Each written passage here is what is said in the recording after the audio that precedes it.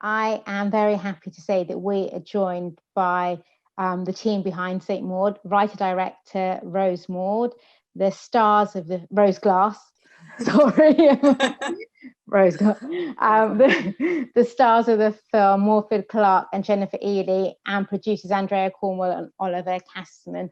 Welcome. We're also very thankful that everyone has joined from different parts of the world while filming. So we're all on different time zones at the moment. So thank you for making this happen in your diaries.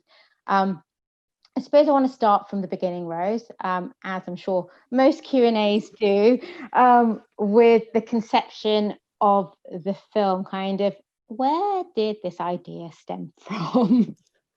I've still never got a good, concise, interesting answer. But essentially, I think I started coming up with like an early version of what then became St. Maud, just as I was finishing film school at the NFTS in like 2014. And I just, as like an initial premise, I just thought it'd be interesting to set a story entirely inside a woman's head, and for the main relationship within the film to be between her and a voice. And quite quickly that voice became God. And I guess early on I was sort of intrigued by the fact that depending on your personal beliefs and maybe depending on what era the story was set in, you could interpret this relationship either as her really talking to God or maybe as some kind of auditory hallucination. But in a way, either way, it's sort of the same individual experience for that woman, like as a subjective thing. So I just thought it'd be quite interesting as an audience member. I thought that would be the kind of film I'd find intriguing. So then it sort of developed from there, I think. And you kind of said came to mind immediately that the voice would be God. And often when you see kind of possession films, it's often kind of possessed by the devil rather than God. So it's kind of a really unusual take from the get-go. How did it develop further, kind of just being kind of this internalized Maud story to kind of bringing bringing other characters into it and bringing kind of the central relationship maybe shifting a little bit as well? Yeah, well, that's quite early on in development.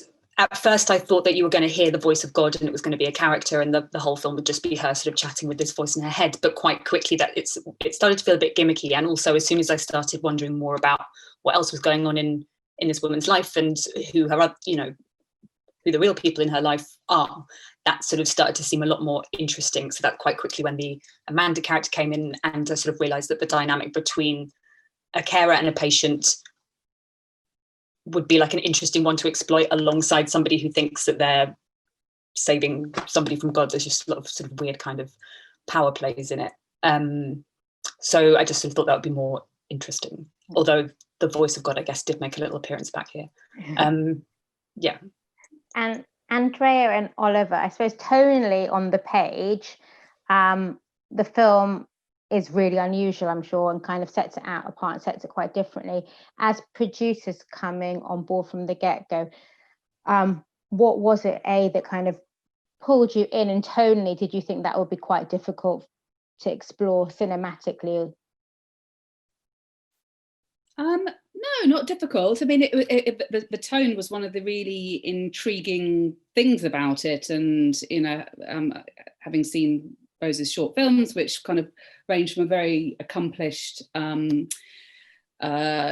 short film that she'd done at film school, and then some more experimental dance work, you could completely see all these things coming through in a very, very visual sense. I think certainly, as we got very close to production, the conversations were all about the sort of amount of genre, and that was the biggest sort of tonal conversation I remember about, is it a horror, is it a psychological film, what do we call it? Endless debates about psychological horror or whatever, and it's got a very big ending, in case anyone hasn't seen it, I don't want to spoil it, but this character has to go to quite a sort of deep, internal, dark place by the end, and just to chart that and really feel like you knew her and empathized and understood that sort of process of decision making was the sort of fascinating thing about how all these little bits of tone started kind of ratcheting up.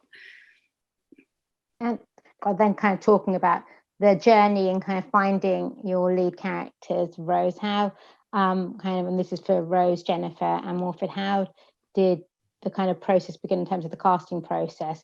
And then I suppose so centrally hanging on these two and their relationship, what was it that kind of initially thought that this is the way? And is this what you pictured when you were writing? Did you have an idea in your head, and did that wildly change when it came to the casting process? You think when you're writing that you have like a really rich, full idea of like who these characters are, and you're like, oh, I've crafted this thing and blah blah blah. But then, obviously, as soon as you start actually seeing real people and actors sort of performing it and sort of bringing so much more to it, it sort of keeps constantly changing and improving, fortunately. But with the role of Maud, I think we started doing auditions for that quite early on, because financiers and everyone seemed to sort of recognise that the whole success or failure of the film pretty much hinged on whether we could find someone who could pull off this role, because obviously the character goes to some really messed up places and does some really morally reprehensible things, but we've got to sort of be with her and sort of enjoy spending time with her, and I don't know, find it anyway, all this stuff. So we started doing a fairly conventional sort of casting route. We saw quite a lot of different actors, and Morfydd sent in a tape, I think, at first, and then that was pretty much like, phew, we found her, this is amazing. So we just pretty much from when Morfydd came in, that was pretty sorted. I don't know how you found it. But... Well, I read the script and I just really wanted to do it, so then I found the auditions incredibly stressful because and I just kind of, I remember being so, my first few auditions, I didn't meet Rose, and I was like, I really want to meet the person who has this in her mind. And then met Rose, and kind of, I felt that we kind of understood each other. And it was actually the same when I met Jennifer. I feel there was lots that didn't have to be said, and kind of between the three of us that just kind of made sense. And I guess that was kind of, sorry. Which was, when I was just saying that was fortunate because, we didn't really have a huge amount of rehearsal time, any of us. Like, I think me and Morfydd had a couple of days. Essentially, we just read through the script, and obviously Jennifer came over from America, so I think so. And obviously we cast the two of you, and I knew, I was sort of really happy, but we'd never sort of actually seen you guys together until pretty much we did some camera tests, I think, sort of a couple of days before we started the official shoot, which was quite fun. I remember, Jennifer, you had sort of like half of your bald head makeup done. We were doing costume tests and kind of half finished set. And I don't think we actually read any scenes. It was just, I got you guys to sort of just sit by the bed and sort of like stroke each other's faces meaningfully. But it was kind of instantly. Why don't I remember that? Do you? It was like we sort of stole you from the hair and makeup department. You had your bald head on, but none of the sort of hair bits. So you just looked a bit like an egg. And you had on this kimono, which ended up not using, but sort of floating through the house, looking like this sort of beautiful alien.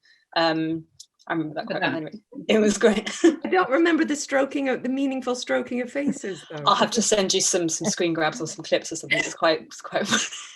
But yeah, we all just sort of jumped into it. But it was great. These guys, phenomenal. It's really pleasant experience. When a script is so specific and so beautifully wrought and just creates a world. And the way people speak, each character speaks differently with a different rhythm and with a different kind of, vernacular. And I think when something is so specifically seen and had written that, and then is well cast, that I don't know if you need, that's when you can kind of hit that beautiful spot where you don't have to talk that much. And also because it's two characters who didn't actually know each other at the beginning of the story, so it sort of makes sense that there's that also really helps. Yes. Yeah. A little bit of sort of distance and tension. You're like, that's what we wanted anyway. But also because you were telling the story. You're telling the story. You created the story and you're telling the story, Rose. So you got us along to help you. And so, we just follow. That was one of the wonderful things about this shoot, is everybody really just had such faith, deservedly so, in Rose and in her, the story she wanted to tell and the way she wanted to tell it. And really nobody wanted to do anything without knowing what Rose thought about it first, and if that was what Rose wanted. And that's such a great place to be as a group of people. It's very That'd unifying. be great for me. You touched on it, Jennifer, in terms of the kind of the word sparse, but the film is beautifully sparse in places that, you know, where I think Rose is unbelievably, this is your feature debut, which is unbelievable in itself to kind of, to, you know, have a complete a feat like this film, which is so so sophisticated. But the sparseness, was there ever a fear to kind of want to overload it, or did you think I need to get things in? But you know, there's a nervousness and quietness and emptiness and allowing kind of, you know, working, I imagine, with your DOP with all those little kind of creeps and like peering through doorways and never quite getting to the end of the scene, but understanding those moments. And was there ever the fear to give the audience, or necessity you felt to give the audience too much information? I'm not sure, to be honest. I guess it's always a bit of a balancing act that we were all sort of discussing back and forth with each draft of the script and all this. But no, I mean, I think maybe I'm sorry, I'm answering this terribly. I don't know. I think, to be honest, I mean, I knew that a lot of these kind of little moments and the stuff that these sort of creeping kind of pauses, I always knew that, I guess that's the sort of world that the film takes place in. Like the sort of stories that I like often are, on the surface, I guess, quite contained, simple stories, you know, physically, you know, a few people in a room, but sort of use that to tell quite so an intimate sort of small story on one level, but try to tell it in quite a heightened, intense, stylized sort of way. So I don't know, my instinct's usually to go really over the top with things. I'm sort of quite sort of pleasantly surprised that people are kind of like, oh, subtlety. So yeah, I don't know, just sort of, that's what. Well, there was at one point a sequence at the end, wasn't there? Say it again? There was at one point a dance sequence at the end. So I thought about it. I kept sort of, I think, I started threatening it with like next thing we're developing as well. I'm like, gotta get dance routines in everywhere, but I never quite managed it. I mean, it is quite a ridiculous film. I don't know, that's kind of, I like a sort of, for me, that's sort of the fun of it, like the tone stuff that you were talking about earlier is sort of being sort of big and small at the same time, and serious and silly, and, you know, sacred and profane and all this kind of stuff. All those contradictions are all the most fun thing. And I guess with the characters as well, like, you know, part of me was a bit nervous that both characters potentially could run the risk of just being a bit sort of caricature-y, or sort of, I don't know, too caricature-y or something. But again, like then getting to really sort of natural, very effortless, sort of nuanced sort of performances to kind of ground these quite, in some ways, sort of ridiculous characters and scenes. The kind of that's the fun of it, I guess. Yeah. Opposites kind of for working kind of towards, you know, both having something essentially missing but filled by things kind of, and when you're saying kind of not to be one dimension, kind of, but with Jennifer's character, usually if you see someone that's kind of, you know, in that, with their, you know, with a terminal and a few kind of not. Yeah, she'd be retiring gracefully. Exactly, but she was like living to the fullest while dying, and also maybe living more than most people. Yeah, Amanda's like, fuck this is terrible. Yeah. We have some questions that have come through. So Stephen Boak is, I suppose this is for Andrea and Oliver. He said he wants to talk about genre versus not being in a genre, and how do you sell that to sales agent? Does it matter how a film is labeled? It's an interesting one. I mean, I think there's definitely a bit of a idea that genre is having a moment, and that, you know, everyone should be doing genre and whatnot. And in some ways, I'm a little bit skeptical about that, because I feel like most films are genre in one way or another, especially most popular movies. There's definitely been a bit of a kickback against drama recently, and I think there's lots of reasons for that. Partly that the quality of television has become so high, it makes it very difficult, and also the audience is shrinking. There's just less room for things that aren't really, you know, big films. So, I mean, I think we always felt that we wanted to, because St. Maud is very much drama for a good chunk of the film, and then it starts going more and more wonky into this sort of dark genre space as it goes on. And I always felt that we wanted to earn the audience's price of admission, as it were, and to go for something that gave them some thrills and spills and some excitement and something quite unusual, as Rose was much more eloquently saying earlier.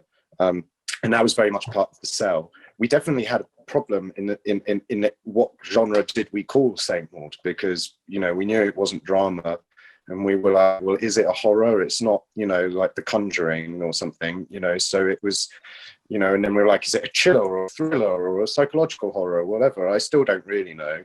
I like to think that it's a movie. So yeah, a wonky movie. Wonky movie. Yeah. Multi-genre, genre-defying. Genre-defying, yes. We have a question from Rebecca Clark. The film has many beautiful shots and images, often with no dialogue. For example, with the boiling soup. Can you talk about choosing these shots, the importance of their meaning? Well, I guess, yeah, the soup's obviously a sort of not super subtle kind of hint of what's boiling beneath the surface of Maud.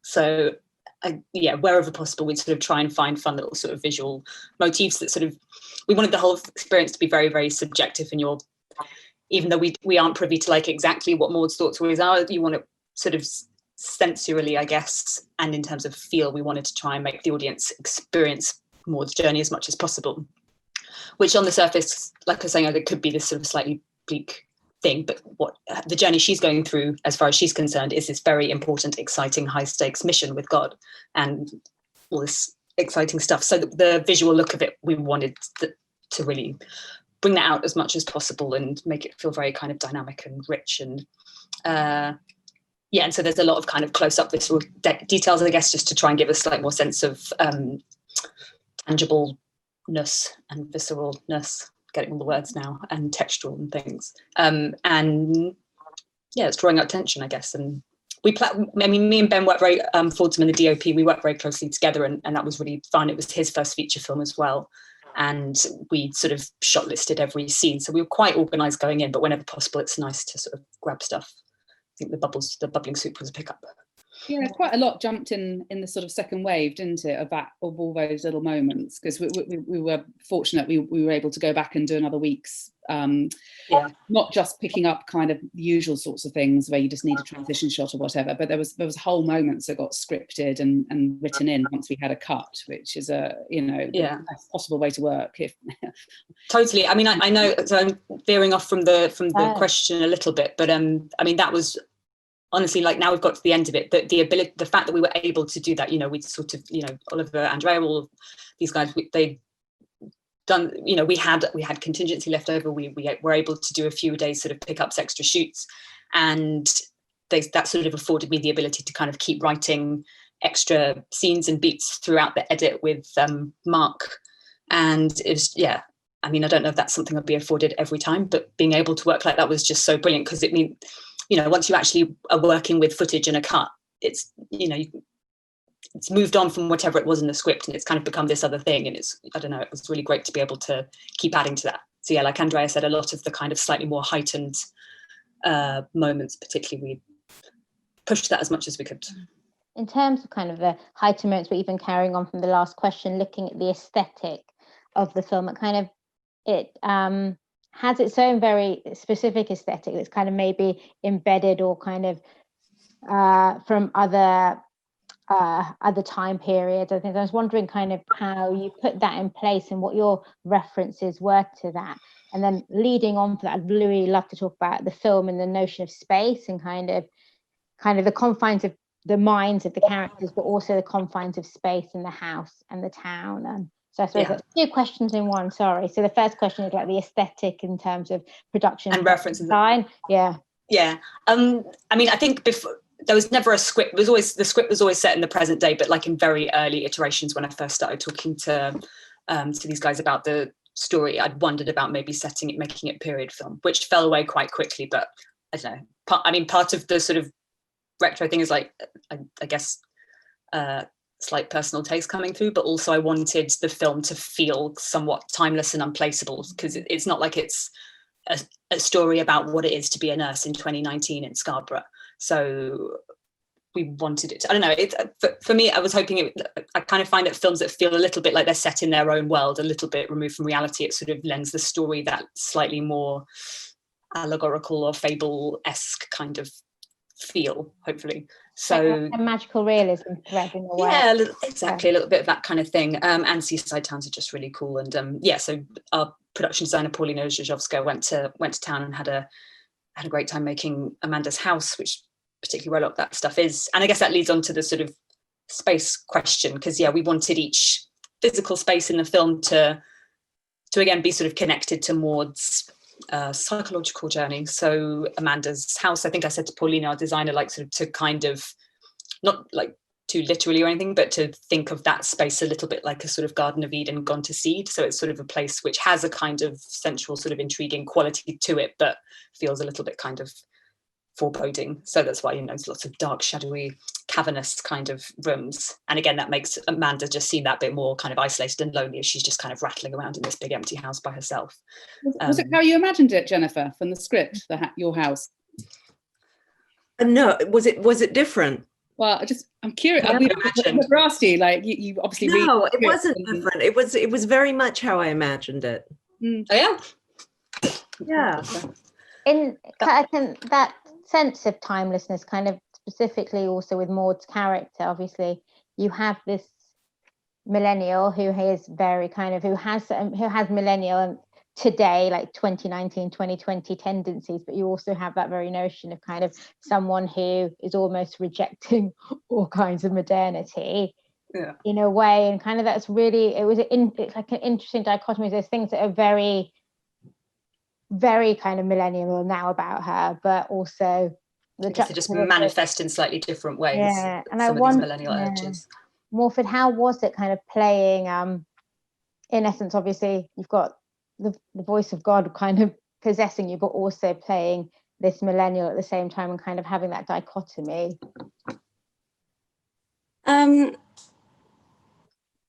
Yeah, I when I read the script, I was just terrified of it, because I think that like Maud is my fear of becoming lonely and isolated through circumstance or your own design. And I feel that like the ability to do that now when we're so super connected is like even sadder. And I hadn't really thought of it like that until we kind of got on set and Amanda is there on her iPhone, and it was like, oh my gosh, Maud's decided not to be part of that. And that kind of was a big moment for me, because I kind of come at it being like, this woman's been rejected, but without so much that she's rejected society as well. Don't know if I'm answering the question. No, you are. I found that kind of, it's such a fear, I think, for people my age to not be connected and to kind of go for it, that I think it makes sense for me that someone would just completely take themselves out of it entirely. And I kind of found that the costume that me and Tina and Rose came up with for Maud, I felt was really helpful in that, because it was like she was putting on a costume of another time where things were purer and better. You came up with that though. Oh yeah, it's fine. Well, because initially me and so Tina Calabas, our costume designer, who we're all in love with, she had made her and me had sort of, we knew it was going to be a nursing uniform, so yes, it would be kind of a different sort of persona that Maud could put on. But I think we'd been looking at kind of trousers and making her a little bit more kind of scruffy. And then Morfydd just came in, kind of saying that you pictured her in this sort of more fitted, slightly feminine kind of thing, and in a way, the sort of fitted formality of it kind of adds to the character sort of holding herself a bit differently. And also her amazing puffer coat, which again, me and Tina were trying out all these different coats, and I was like, maybe it should be a bit film noir and like a trenchy thing, and it just made her look far too cool. And then Morfydd was like, I've been picturing one of those puffer jackets, and me and Tina just went, oh, just like, no, I'm not going to do that. And then we put it on you, and like, oh, that's perfect. So It is, Yeah. because then it brings you back to kind of from the constraints of the uniform to being in the outside world, just being someone that's maybe in their kind of very early 20s. It kind of brings you back to who that person is, essentially. Yeah, the contrast between the costumes that she wears as Maud, and then when we sort of get a glimpse into what she's like off duty, that was quite fun to work that stuff out. Even at the end, there was a sparkly sort of dressing gown. She goes into for the final sequence. The saint costume. Yeah, and then it became this draped sheet. Yeah, that was all an accident as well. Didn't plan any of it really. It just sort of all happened. I do want to pick up on that thread of notion of kind of the idea of loneliness, but I know that we've had a couple of questions. I just want to give the audience an opportunity. So Nick Steer was asking about the Seaside Setting. Was this always in mind when writing the script? And what was it about Scarborough that attracted you to it? It was, I think, pretty much always set in a seaside town. I'd initially been picturing Hastings because I was a bit more familiar with it. I'm from Essex, but I've got friends who are from Hastings. And I don't know, I mean, it's maybe a bit obvious, but I guess seaside towns it automatically, by sort of being at the edge of the land and sort of the end and by the sea, adds a story. This adds to a story this kind of slightly more elemental feel, and you can start to read pretentious sort of visual metaphors into things, which is always fun.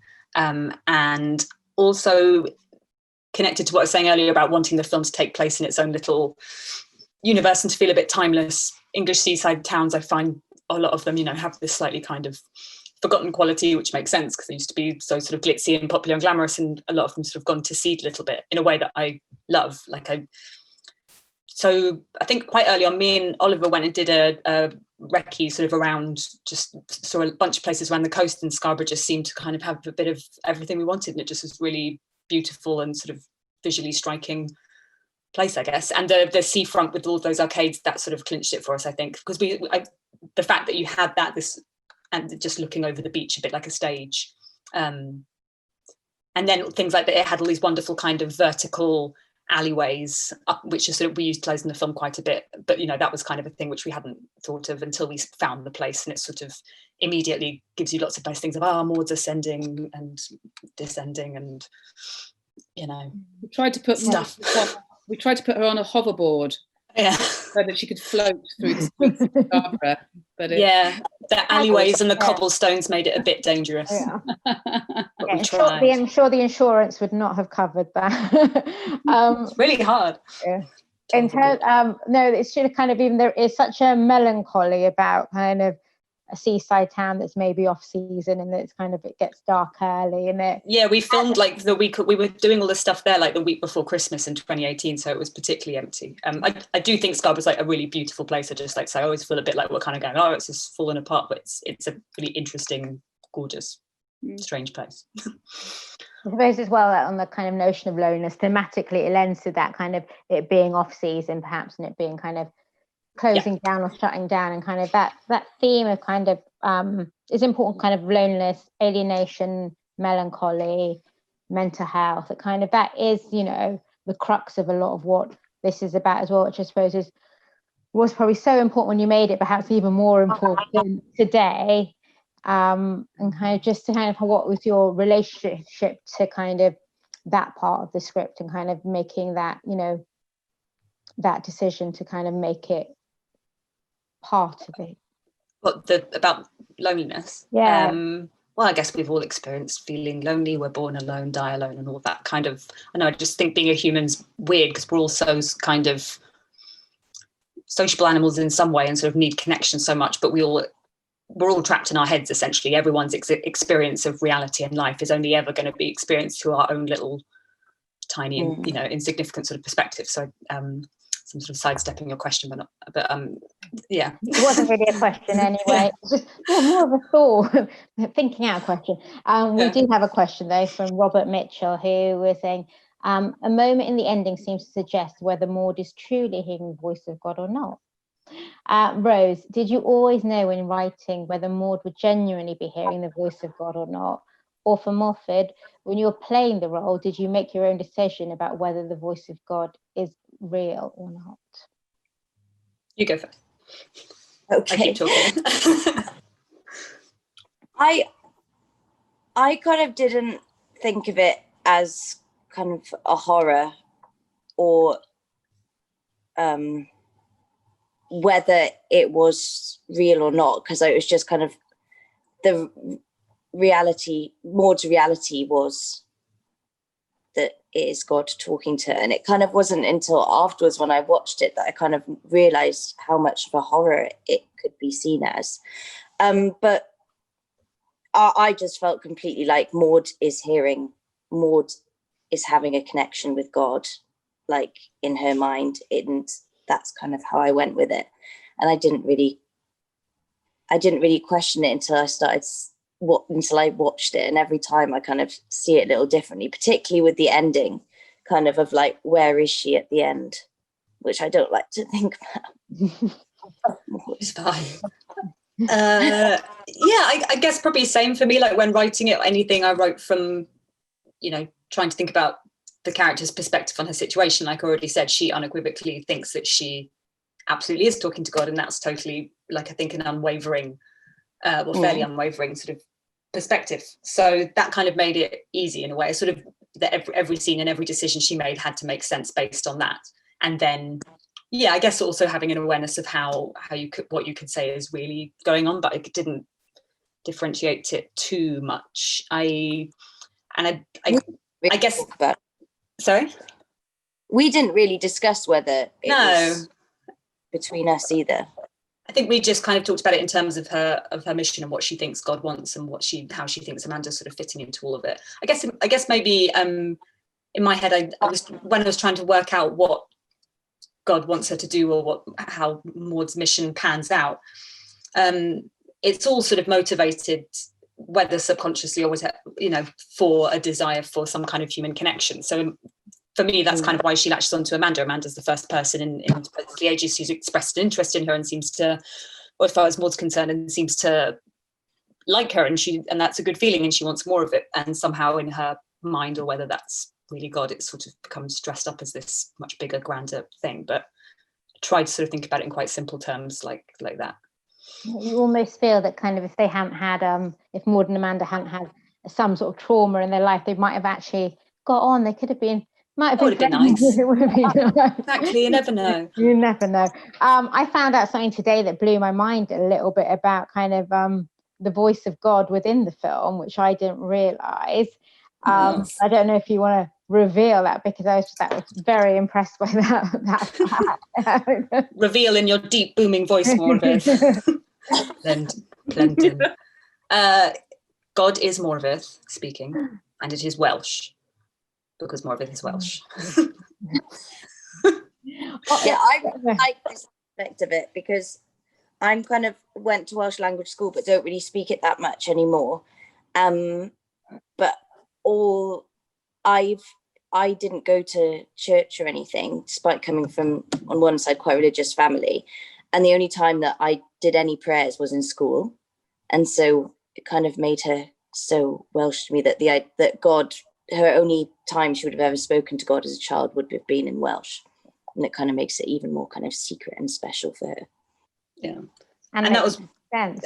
Well, that was one of the nice things about what I was saying earlier about being able to sort of keep writing and throughout the edit, because that scene where God talks to Maud wasn't in the original shooting script, but during the edit, we jigged some things around, and it was, I sort of realized that it felt like we needed her to have one sort of final kind of confrontation with God, where maybe she's doubting a bit and he sort of pushes her over the edge. So then we had the fun task of imagining what form God would take and how God would sound. And obviously by that point I'd got to know more of it doing the shoot and heard her speaking Welsh to sister on the phone. So I had a nice sort of thought, what a lovely sounding language that nobody's going to recognize, and obviously it has a nice sort of circularity of it then being in her head. So that was it was fun to be able to work like that, because the character wasn't written as having to be Welsh or anything. That's just very fun. So in terms of kind of the character, kind of when you were writing Maud and Amanda, were you writing them from the place, from kind of the seaside town that you were imagining, or were you always writing them as outsiders to that world? I'm trying to remember. No, initially Amanda was English. I don't think either of them were ever like from the town, but Amanda was initially, at least, from England. And that became sort of the main thing of that character sort of slotting into place, was when we sort of decided on Jennifer for the casting, and the fact of the idea of her being from a different country, even just the simplicity of that sort of already adds so much more ambiguity to kind of where this character's come from and why she's ended up sort of running away. Gives that character more of a sense of kind of hiding. And yeah, more of it being, it was nice. I think, I don't know, I sort of didn't think about it too much. I think we were fairly open with, in terms of where the characters could be from, sort of geographically-ish. I think, yeah. And did they change at all, kind of, so with Jennifer and Morfydd, did your characters kind of, once you kind of came on board and met Rose, how did any of it, like the story, develop even further, or were there bits that you brought that perhaps weren't there beforehand? I don't know if I understand the question. Oh, no, okay. So I'm saying that kind of, when you came on board, kind of things that perhaps might not have been in the script, but by you coming on board to take on Amanda's role, were there certain little things or certain idiosyncrasies that you brought to the character? Loads. I don't know. Okay. Bought herself. I would say oh, sorry, can't tell when I'm talking across canoes. I would say what I found was great that Jennifer is in it, and Jennifer is American, is that there's kind of Maud's constantly getting stuff wrong and not getting things and misreading stuff, and there is a directness to Americans that we don't have as much in Britain. So there was kind of, I felt with Maud that it was kind of relaxing to be around someone who was so to the point, and kind of there wasn't a guessing game around her as much as maybe with other people. And and also the kind of the lines in Jennifer's accent, in Jennifer's voice, just sounded so much more kind of poetic and magical, and I was kind of like, Maud would be like, wow. Yeah, it's that weird thing of like Brits just automatically being like, wow, Americans, it's amazing. Yeah. Into that. I think it did change. I mean, there was an early draft where Amanda was much more, she was an older person, and I think, with you, Jennifer, just suddenly it was someone who was, a dancer, but much more glamorous. And there's this whole question about, is Maud slightly jealous or turned on by Amanda's relationship with her girlfriend, and that sort of sense of somebody whose life is still very much. It made her whole situation and illness more sort of awful and tragic as well. It's not, again, like you were, Maria, like you were saying at the beginning, it's not like a sort of slightly usual thing of having maybe some older frail lady sort of gracefully retiring and receding. It's kind of like this woman who's like in the middle of quite a, really exciting full kind of life with a lot of autonomy, and then sort of it's full kind of, so I don't know, for me that seems more angry. A life that perhaps Maud wouldn't even be able to achieve with everything, with still being so full of life and health. Exactly. And then she's got this young, exactly. We have another question. Rose, were there any particular films you drew upon to inspire your creative vision? Oh yes, I just realised you asked me that earlier as well, and I didn't answer it. I mean, of course, like you're constantly sort of other things floating around in your head. I mean, in terms of some of the style and tonal stuff, I always end up listening to the same things, but a lot of kind of early Polanski films and Bergman for some of this like very claustrophobic pressure cooker psychodrama kind of feel, and kind of slightly weird twisted humour. And then films like Taxi Driver was always one that we kind of discussed in development, and early on that was quite a useful way of getting some development execs to sort of try and get where we were coming from with the character, kind of imagining like if Travis Bickle was like a young Catholic woman living in an English seaside town, and this sort of the unhingedness of that character and how differently they see themselves compared to how everyone else sees them.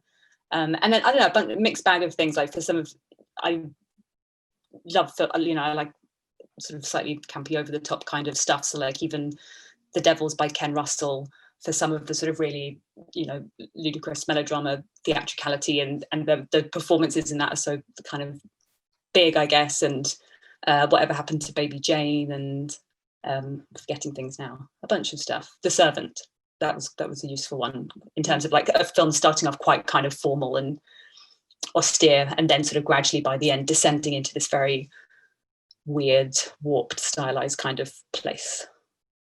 Nick stuff from everywhere. I suppose the one thing I haven't touched on is obviously the film was supposed to be theatrically released in April, but then a little thing called a global pandemic came and threw us all off kilter, but it did get a theatrical release in the UK just in the last few months, which has been super successful, and which is fantastic. And I'm wondering, kind of maybe Oliver, Andrea, I don't know if you want to talk about kind of other global releases, or if it's kind of will be showing theatrically again, hopefully, and where else in the world might people be able to see it on the big screen? Yeah, I mean, it's a little bit early to say. I mean, obviously, you know, we made a whole bunch of plans which got upturned. So yeah, we'll be able to sort of announce the US plans soonish. But you know, obviously things are still very much in the middle of it all over there. So we've just had to move our French release, which was supposed to be this week or next week or something. Nowish. Yeah, nowish, yeah. So that's moved forward. So yes, I mean, it's you know, the film sold worldwide. So we premiered at Toronto, and yeah, it got picked up. Studio Canal had it here, A24 in the US, Diafana in France, Sony rest of the world. So yeah, and some places, I think Oliver, you sent around the Spanish language trailer earlier tonight. Oh yeah, we've seen you both dubbed, Morfydd and Jennifer. Yeah. Great. Speaking Spanish, how do they do the God Beetle? Is that still Welsh? Oh, I assume so. Oh, I don't know. Hope Yeah. so. Yeah. So. So yeah, short answer is yeah, we very much hope so. But I mean, obviously things are out of our hands on when cinemas are going to be opening up globally, and you know, we're just pleased that we're connecting with audiences. And I think it's true. I think there is sort of layers that are coming out because of where we all are now in terms of our isolation and loneliness, and some of the thematic material is really speaking to people at the moment. yeah, definitely. Kind of, you know, people kind of, especially with obviously Maud's kind of hearing kind of voice of God, but other people kind of having their other obsessions or other mental health manifestations. I just want to say thank you so much for joining us for this BAFTA Q&A. Congratulations on an astonishing piece of cinema. I do hope that people get to see it on the big screen again, if they haven't already. And thank you from all corners of the world. Thank you. Thanks for hosting it. Thanks for watching, anybody. And thanks for waking up early, Morfydd.